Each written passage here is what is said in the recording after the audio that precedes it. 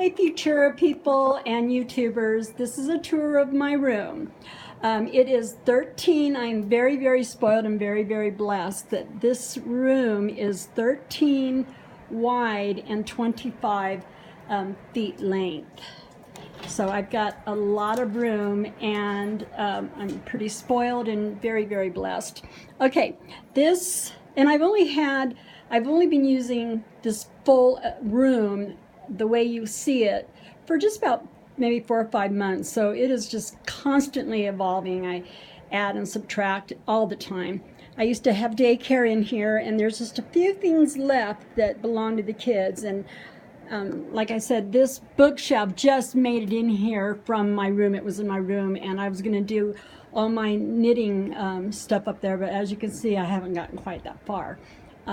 I've got storage right there, and that white cabinet is where I keep my batting. My books are over here. This is, and of course my desk. I don't want to get all dizzy. This was an old school desk. It was a metal school desk that my husband put a piece of plywood on this and made it really large, and it's 61 inches in length and I don't know, 40 some inches in width. I absolutely love, love, love my table. And I just recently had this acrylic put on here, so my fabric just glides over this table, and when I need the entire table I just remove my my cutting mat, and then I've got this whole spot for sewing my quilts and whatnot that glides right over the table, and I just love it. My quartet sits right here, printer, more fabric stash in there. I'm going to go through this really quick, and if you have any questions, just feel free to ask in the comments, and I'll try and answer. My husband made this riser and this table, and it's very sturdy. I just absolutely love it. It's the right height for me to work with my embroidery. And like I mentioned in my first video, I do not use thread nets, and please don't hate, but my husband is the one who designed this method, and my thread pulls up without twisting. So I do not get any twisty thread, as it would, coming from here, it'll curl up. From here, it curls this way down. So you're already starting out with an issue. So my thread comes up, and he added this little doodad here, and it goes through here. I can't do it backwards. I'm just totally crazy, totally right-handed. I can't do anything without it.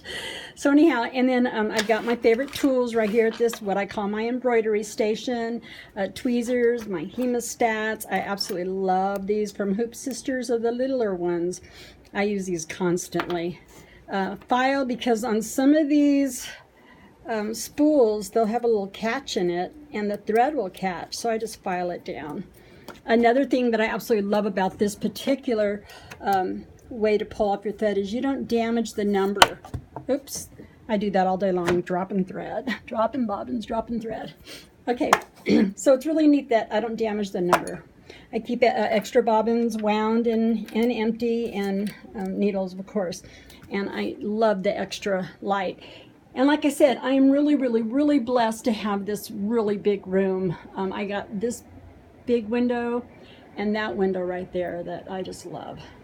Okay, my quintet, I love to sew on. You would think that it would be the opposite, that I would do the embroidery on the quintet and the sewing on the quartet, because the quintet has more embroidery features, but it also has a lot more sewing features, like the knee raise.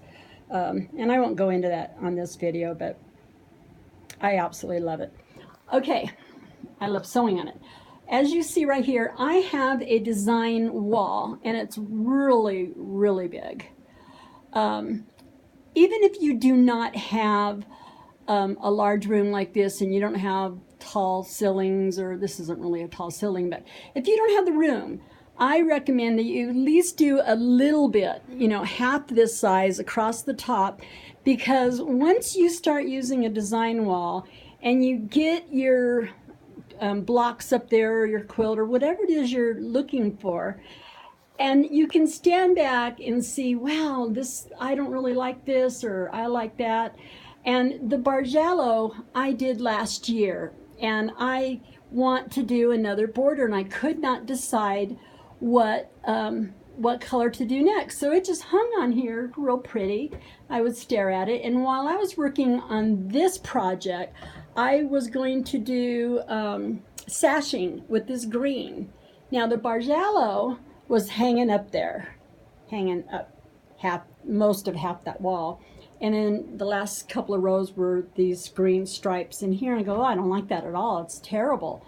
But guess what I discovered? I absolutely love that green with the Bargello. So it's not going to go to waste. I'm putting a border of that green. So see, without a design wall, I probably would never have known that.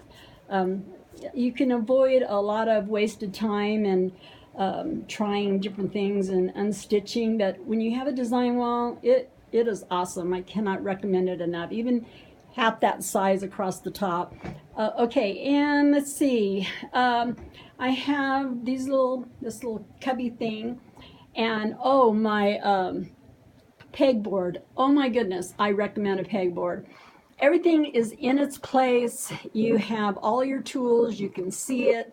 You put them back, it stays organized and nice and neat, and you don't lose anything. And I just recently lost my favorite marker and my stork scissors. So I didn't put them back. They're nowhere in this room. I don't know what I could possibly have done with them, but I'm going crazy without them. And I have multiple tools. You know, I've got tools for when I'm sewing, and I call this my sewing station and my embroidery station. And then I've got this really neat table right here that I used to use as a changing table when this room was a daycare, and now that has become my sewing station and also hooping. I can hoop over there as well. There's plenty of room. I absolutely love this. It's cordless iron, Panasonic. I absolutely love it. It also has vertical steam. It's the best. Okay, what else? TV, of course. Oh, this little netbook is enough to run my designs if I want to do embroidery over here. So if you can't afford another computer or don't want to spend another computer, one of these little tiny tablets will do the trick. I mean, all you're doing is opening up the Singer software and you know, plugging it in and saying, here we go. So I got drawers down here, drawers underneath there that have fabric in it. And I'll get to this monster here in a second. I got some of my thread over there. My husband and I, in the next couple of weeks, hopefully next Saturday, he's going to build me a really big rack for all of my thread. I got storage up there, more thread, more scraps and whatnot. That bucket down there is holding scraps from my last 3 or 4 projects, and I just don't know what to do with these leftover project scraps anymore. I'm outgrowing it.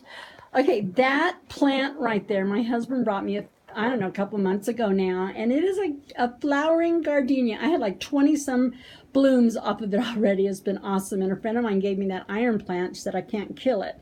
So ever since I've lived in Arizona, which is, I don't know, geez, going on 30 years now, if not more, I've not been able to been successful growing plants. All of a sudden, that gardenia plant is going crazy, and I'm loving it. I just gonna have to keep it under control. Okay, let's see. That bookshelf over there has my AccuGo quilt dies in it. I don't have a whole lot. I haven't really used it a lot. I plan to. I just running out of time. And you know, there's just not enough time in the day to keep trying all these different things. Okay, this is my latest thing. I just recently bought it.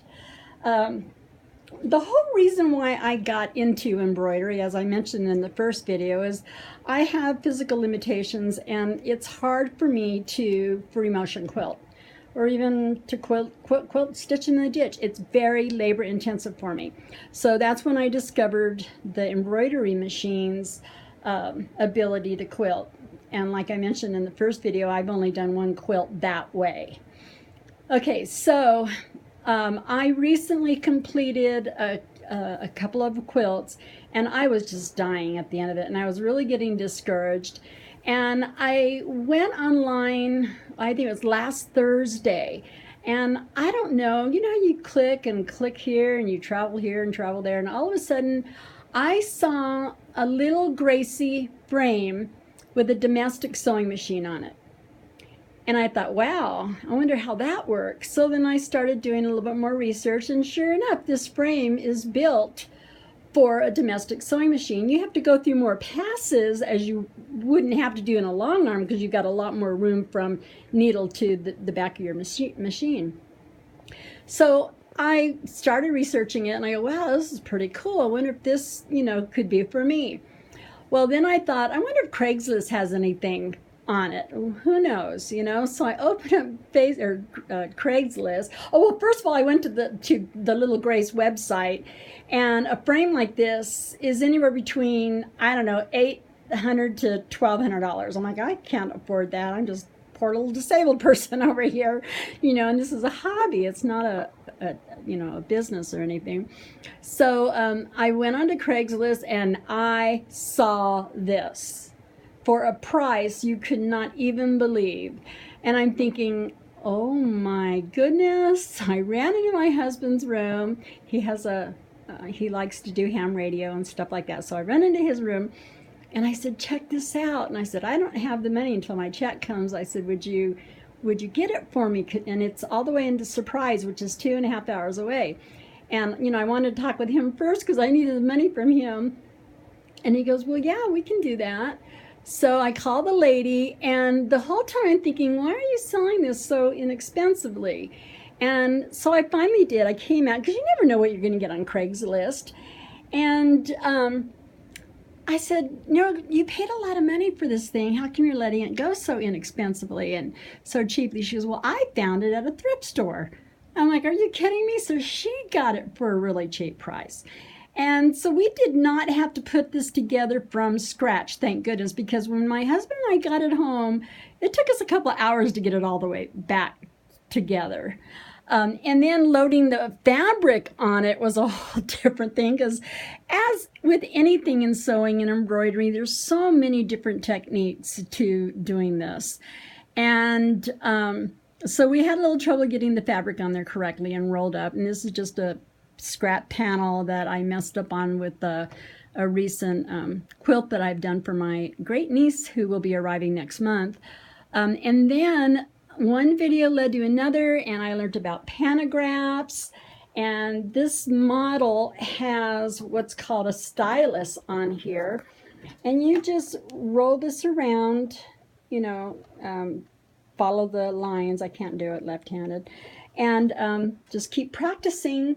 Here's more scissors. I have scissors, pin cushions, hemostats, what do you call these things? Oh my goodness, I can't think. But anyhow, I have them on every station that I have in this room. Okay, well, this is my room. That's my newest addition. I will make another video, and I will talk more about things that you new Futura people have problems with, and maybe I can help you with them by talking you through it and giving you pointers. So for now, I'll talk to you later. I hope you enjoyed my room. Bye-bye.